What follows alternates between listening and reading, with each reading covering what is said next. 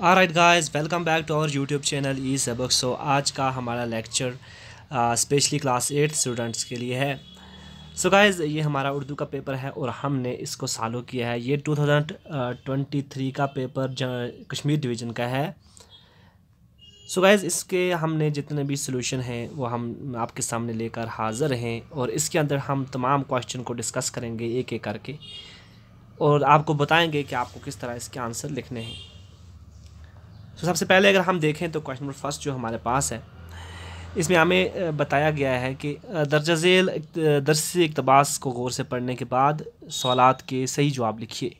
यानी नीचे जो हमें पैराग्राफ दिया है, इसको ये आपकी बुक में से किसी यूनिट से दिया है, उसको पढ़ने के बाद जो नीचे क्वेश्चन दिए हैं इन क्वेश्चन का जवाब आपको देना है। जिस तरह पहले यहाँ पर है, कंप्यूटर एक ऐसी मशीन है जो हिसाब लगाने का काम करती है। इसके अलावा बेशुमार काम इससे लिए जाते हैं जो चंद साल पहले किसी की तस्वीर में भी किसी के तस्वर में भी ना थे। ओके, आज बड़े बड़े हवाई जहाज़ कंप्यूटर से उड़ाए जाते हैं। इंसान चांद पर कंप्यूटर से ही पहुंचा। रेडियो, टेलीविज़न, रेल गाड़ियाँ, छाप खाने, मोबाइल फ़ोन और अखबारात कौन सी चीज़ है जिसमें कंप्यूटर से मदद ना ली जाती हो। 1919 में पहले इलेक्ट्रॉनिक कंप्यूटर बना। दूसरी आलमगीर जंग के बाद साइंसदानों ने कंप्यूटर की जदीद कारी पर बहुत तवज्जो दी। ये पूरा एक इक़्तिबास है। ये आपके जो कंप्यूटर वाला चैप्टर है आपके दरसी किताब में, वहाँ से लिया गया है। तो पहला जो हमें क्वेश्चन इसने पूछे, हमने इसके जवाब लिखे हैं। पहले हम अपने आंसर पे चलते हैं, आपको बताएंगे कि किस तरह आपके उन्हीं जो पैराग्राफ है उसी से निकाल कर आपको जवाब लिखने हैं इनके। जिस तरह पहला जो क्वेश्चन था हमारा, उसका जवाब है कंप्यूटर। पहला हमारा क्वेश्चन क्या था, हम देखते हैं। पहले क्वेश्चन है कि आपकी किताब में शामिल सबक कंप्यूटर का अनवान क्या है। यानी आप ये जो जिससे ये इक़्तिबास लिया है, जो आपकी किताब के अंदर जो दरसी किताब है उसके अंदर जो कंप्यूटर सबक है उसका नाम क्या है, उसका अनवान क्या है। तो उसका अनवान क्या है, उसका अनवान हमने यहाँ पर लिखा है। तो उसका अनवान आपको इस तरह लिखना है कि हमारी किताब में जो कंप्यूटर जो सबक है उसका अनवान है कंप्यूटर और इर्तकाई सफ़र, यानी कंप्यूटर और इर्तकाई सफ़र। ठीक है ना। दूसरा जो क्वेश्चन है वो हमें वहीं से ढूंढना है, जो इक़्तिबास है वहीं से उसका जवाब मिल जाएगा। यानी कंप्यूटर असल में क्या है, कंप्यूटर असल में क्या है। तो आपको यहाँ से यहाँ तक इसका जवाब लिखना है। कंप्यूटर एक ऐसी मशीन है जो हिसाब लगाने का काम करती है। इसके अलावा बेशुमार काम इससे लिए जाते हैं। ये ठीक है ना। अब यहाँ से उठाकर अपने आंसर शीट में लिखना है। पहला इलेक्ट्रॉनिक कंप्यूटर कब बना, यानी पहला इलेक्ट्रॉनिक कंप्यूटर कब बना। पहला इलेक्ट्रॉनिक कंप्यूटर 1919 में बना। ठीक है ना, ये इसका जवाब है। साइंसदानों ने कंप्यूटर की जदीद कारी पर कब तवज्जो दी। जो दूसरी आलमगीर जंग के बाद साइंसदानों ने कंप्यूटर की जदीद कारी पर तवज्जो दी, ये इसका आंसर है। आजकल कंप्यूटर से क्या काम लिए जाते हैं, दो बताओ। आजकल कंप्यूटर से जो काम लिए जाते हैं उनमें ये भी है कि एक तो कंप्यूटर जो है रेडियो, टेलीविज़न इसी से चलते हैं, रेलगाड़ियाँ, छाप खाने, मोबाइल फ़ोन, बहुत सारी चीज़ें हैं। आप इनमें से सिर्फ दो ही लिखने हैं आपको। ठीक है ना। इसका आंसर आपको बता देना है। जो हमने नीचे ऑलरेडी लिखे भी हुए हैं वो यहाँ से उठाकर लिखे हैं। ठीक है ना। दूसरा जो हमारा सवाल है, सवाल नंबर 2, दर्जा झेल गैर दरसी इक़्तिबास को गौर से पढ़ने के बाद खाली जगहों को मुनासिब अल्फाज में पुर करो। जिस तरह पहले आपका दरसी किताब से दिया गया था अनवान, अब जो नीचे है, जो इक़्तिबास नीचे दिया गया है, यानी जो पैराग्राफ दिया गया है वो आपकी गैर दरसी यानी दरसी किताब जो आपकी किताब है वहाँ से नहीं दिया गया है, ये ऐसे ही दिया है। गालिब आपने ये लिखता है, गालिब अपने दोस्त को ख़त लिखते हैं। मेरा मकान डाक घर के करीब और डाक मुंशी मेरा दोस्त। ना उरूफ लिखने की हाजत, ना महल्ले की हाजत। बेवसवास ख़त भेज दीजिए, भेज दिया कीजिए और जवाब लिया कीजिए। ठीक है ना। यहाँ का हाल सब तरह खूब है और सेहत मरगूब है। इस वक्त तक मेहमान हूँ, देखूँ क्या होता है। अगर आपको तार भेजूँ तो मस्कन का पता क्या लिखूँ। बहरहाल सिकंदराबाद भेजता हूँ। ठीक है ना। खुदा करे पहुँच जाए तुम्हारा दीवान, बतरी के पार्सल मेरे पास आया। मैंने हर कारे को राजा अमिद सिंह बहादुर के घर का पता बता कर वहाँ भिजवा दिया। ये गालिब का कोई ख़त है, वहाँ से ये उठाकर रख दिया है। जो आपको पढ़ना है उसके बाद आपको नीचे सवालों के जवाब देने हैं, बिल्कुल उसी तरह जिस तरह ऊपर दिया था। यहाँ पर खाली जगह है, उनको पुर करना, ये और आसान हमारे लिए है।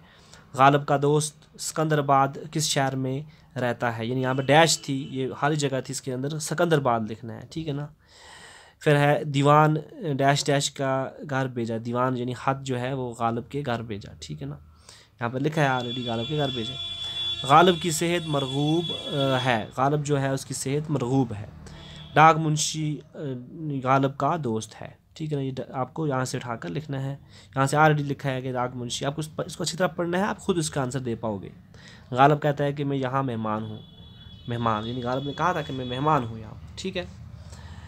इस तरह हमारे पास जो क्वेश्चन नंबर 3 आता है वो है क्वेश्चन नंबर 3 है, नज़म के इस बंद को गौर से पढ़ें और बाद में सवालात के जवाब लिखें। पहले हमें नज़म के इस बंद को पढ़ना है गौर से, उसके बाद हमें सवालात के जवाब लिखने हैं। तो क्या है हमारी नज़म, जिस तरह यहाँ पर लिखी गई है, कोई भी घर हो दिवाली के दिए जलते हैं, गैर ईद भर देती है सीनों में जाले क्या क्या। असल में इस तरह पढ़ना है, पहला ये पढ़ना है, कोई भी घर हो दिवाली के दिए जलते हैं, रंग होली का हर एक दिल में बिखर जाता है, ईद भर देती है सीनों में जाले क्या क्या, चेहरे चेहरे पे दमक उठते थे लाले क्या क्या, ठीक है ना। ये ईद जो हमारा टॉपिक है, जो हमारा सबक है, वहाँ से लिया गया है, ठीक है ना। ये बंद आपकी किताब में किस नज़म से लिया गया है, यानी हमारी जो किताब है उसकी कौन सी नज़म है जिससे ये बंद लिया गया है, ठीक है ना। तो ये बंद हमारा जो हमारी तारीख़ वहाँ से लिया गया है। ये नज़म किस की तहरीर है, जान निसार अख्तर की तहरीर है, ये आपको लिखना है। ये नज़म आपको ऐसे लिखना है क्वेश्चन सवाल में जवाब में, ये नज़म जान निसार अख्तर की तहरीर है। बंद में 3 त्योहारों का जिक्र आया है, इनके नाम लिखो। बिल्कुल आया है, उसका नाम लिखना है, दिवाली है, ईद है और होली है, ठीक है ना। घरों में किस को दिए जलते हैं, दिवाली के दिए जलते हैं। घरों आपको लिखना है, घरों में दिवाली के दिए जलते हैं। बिल्कुल आसान है, कोई इतना मुश्किल नहीं है। अच्छा, क्वेश्चन नंबर 4 जो है हमारे पास फोर्थ क्वेश्चन है, किसी एक मौजू पर 80 से 100 अल्फाज पर मुश्तमिल पैराग्राफ लिखिए, यानी 80 से 100 तक आपको एक पैराग्राफ लिखना है नीचे में जो दिए गए हैं, ठीक है ना। मर्द की तालीम एक फ़र्द की तालीम है, जबकि औरत की तालीम एक ख़ानदान की तालीम है।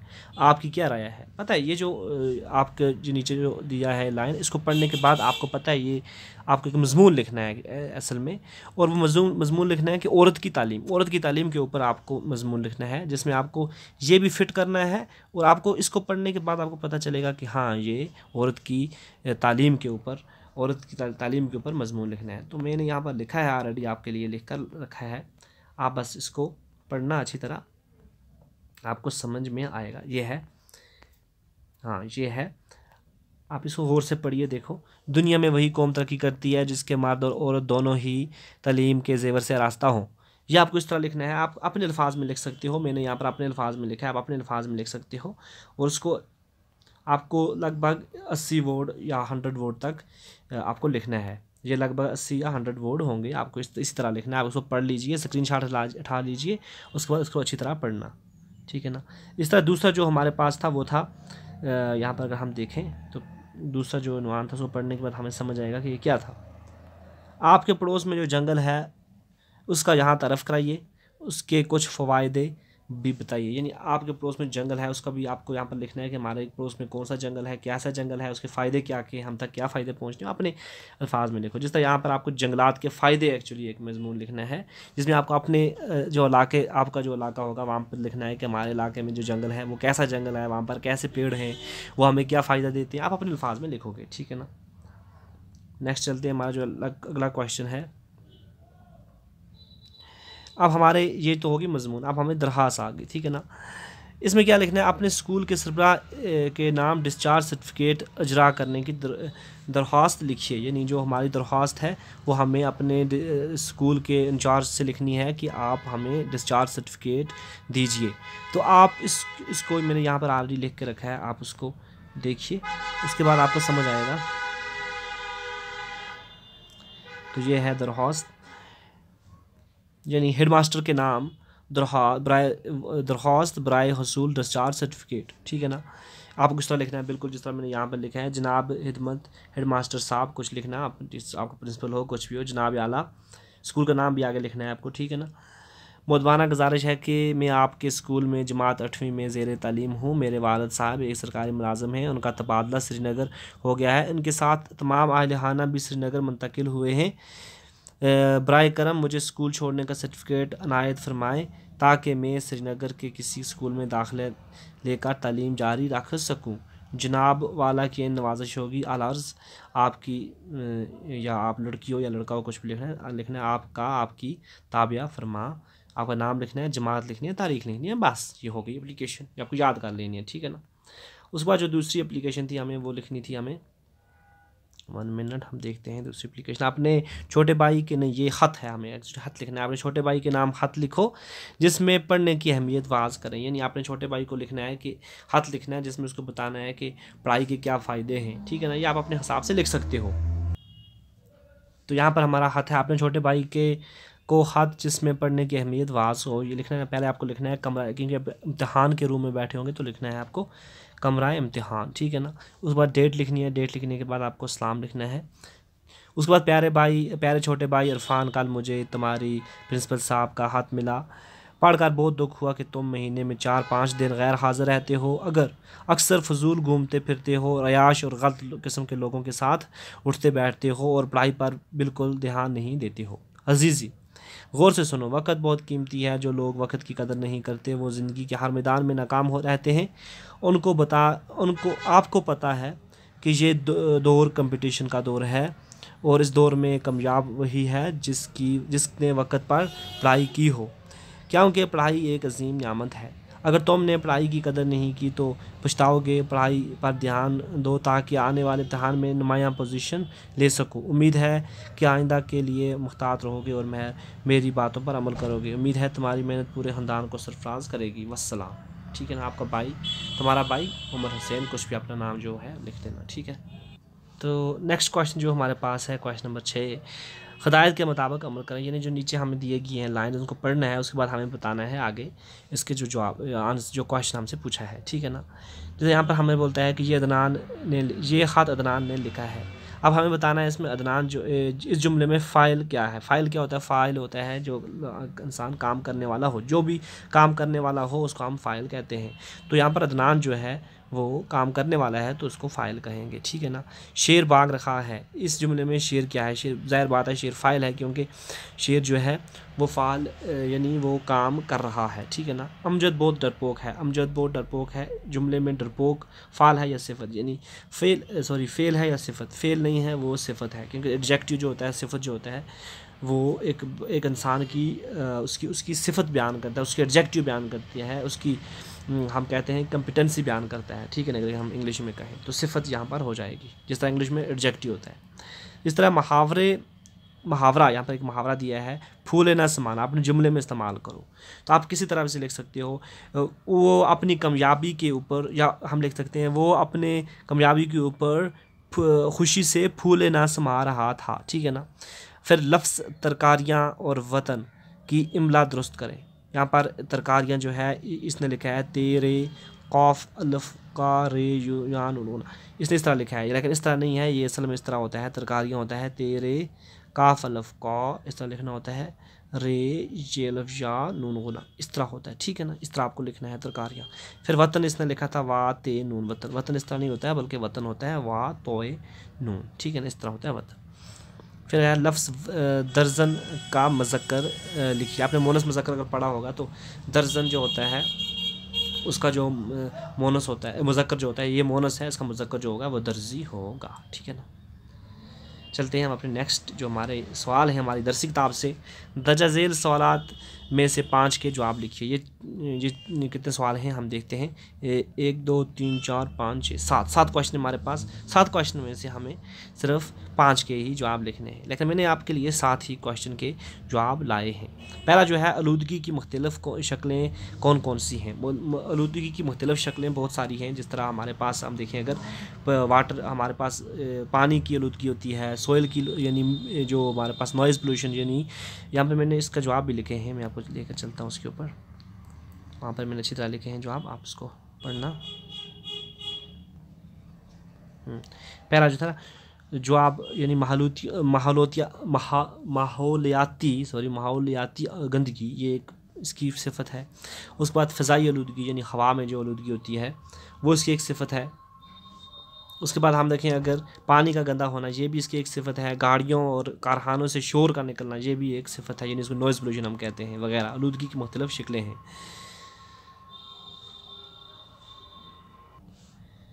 सो अगला हमारा जो क्वेश्चन है, नज़म में लड़की ने क्या ख्वाहिश ज़ाहिर की है।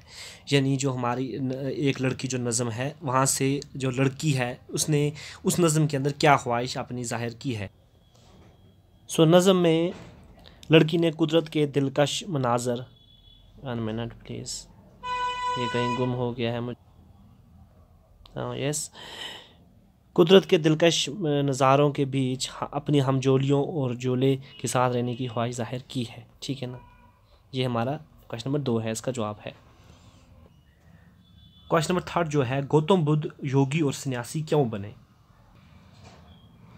सो गौतम बुद्ध एक शाही महल में पैदा हुए। अगर इसका जवाब हम लिखें तो ये कुछ हम ऐसे लिखेंगे, गौतम बुद्ध एक शाही महल में पैदा हुए लेकिन वो इस माहौल के आदी ना थे। उन्होंने मुशाहिदा किया कि दुनिया में जो भी इंसान हैं, चाहे वो गरीब हों या अमीर, अक्सर मायूस और नाखुश रहते हैं। दोनों की ज़िंदगी में बीमारियां और तकलीफ़ें होती हैं। गौतम बुद्ध ने गौर किया कि क्या कोई कैफियत ऐसी भी है जो इन अर्जी मसरतों और मौत से पामाल हो जाती है। या आपको इसका आंसर इस तरह लिखना है। ठीक, क्वेश्चन नंबर 4 जो हमारे पास है, हमारी तारीख को किस तरह बदला गया। हमारी तारीख को किस तरह बदला गया। सो इसका आंसर है हमारे पास, अंग्रेज़ों ने हमारी तारीख को बदल दिया। अंग्रेज़ों के आने से पहले हमारा वतन मिलजुल कर रहता था। सारे त्यौहार को साथ में मनाया जाता था। हिंदू और मुस्लिम में फ़र्क नहीं करता था। लेकिन अंग्रेज़ों ने इनके दरमियान नफ़रत बार दी और जाते जाते हिंदू और मुसलमानों के बीच नफ़रत का बीज बो दिया। या आपको इसका जवाब ऐसे देना है। क्वेश्चन नंबर 5 जो हमारे पास है, यानी ज़फ़रान का पूछा गया है कि ज़फ़रान कश्मीर में किस जगह पाया जाता है। तो जम्मू और कश्मीर के मगरब में वाक़या कस्बा पामपुरा ज़फ़रान की पैदावार के लिए मशहूर है और इसी मुनासबत से इसे कश्मीर का ज़फ़रानी कस्बा भी कहा जाता है। ठीक है ना, ये हमारा क्वेश्चन नंबर 5 का जवाब है। क्वेश्चन नंबर 6 है, दिलकश चमन किसको कहा गया है। यानी दिलकश चमन किसको कहा गया है। दिलकश चमन हमारे हिंदुस्तान को कहा गया है। उसके बाद जो क्वेश्चन नंबर 7 है वह है, जम्बू लोचन कैसा राजा था। जम्बू लोचन एक इंसाफ पसंद राजा था, एक अच्छा राजा था। आप कुछ भी लिख सकते हो, जिस तरह मैंने यहाँ पर लिखा है, जैसा यहाँ पर मैंने लिखा है, जम्बू लोचन एक फ्याज, रहम दिल और सखी राजा था। आप इस तरह इसका जवाब लिख सकते हो। सो गाइस, ये हमारा आज का जो हमने पेपर डिस्कस किया सीरीज़ बी उर्दू का पेपर जो हमारा टर्म 2 का था, ये रिसेंटली हुआ है। और जो हार्ड जोन है, हार्ड जोन वालों को इससे काफ़ी फ़ायदा पहुंचने वाला है। और उनको जवाब कैसे लिखने हैं, आप जिस तरह आपको सवाल इस पेपर के अंदर पूछा गया है वैसे ही आपको जवाब देना है। ज़्यादा आपको यहाँ से कुछ इन्फॉर्मेशन ज़्यादा नहीं देनी है। आपको जितना पूछा गया है वहीं से इतना ही लिखना है आपको। सो आज के लिए इतना ही, मिलते हैं हम अपने नेक्स्ट लेक्चर के लिए। तब तक के लिए खुदा हाफिज़।